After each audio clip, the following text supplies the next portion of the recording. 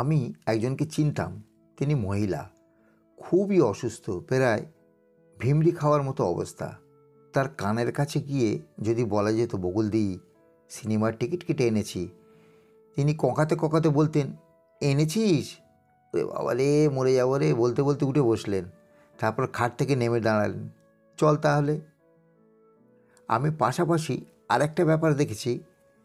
কর্তা খুবই অসুস্থ, বিছানায় ফ্ল্যাট, চোখ বুজিয়ে পড়ে আছেন।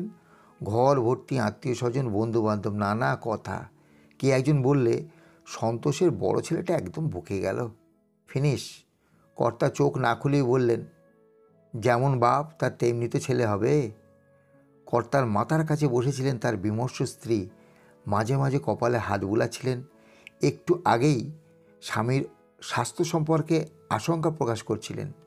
হার্ট বড় হয়ে গেছে, রক্তে চিনি, লিভারে ঝামেলা।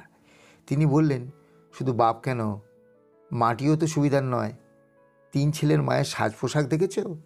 সঙ্গে সঙ্গে কর্তা কথাটি লুফে নিলেন। চোখ খুলে কড়িকাঠির দিকে তাকিয়ে বললেন, কোন ঘরের মেয়ে দেখতে হবে তো, বাপ তো নর্দমায় গড়াগড়ি যেত। 3টে মেয়ে 3 দিকে ছিটকে গেল, সব কটাই ছেলে ধরা। একজন শ্রোতা বললেন, না, কথাটা ঠিক নয়, ও শ্বশুর খুব ধার্মিক ছিলেন, আমি দেখেছি।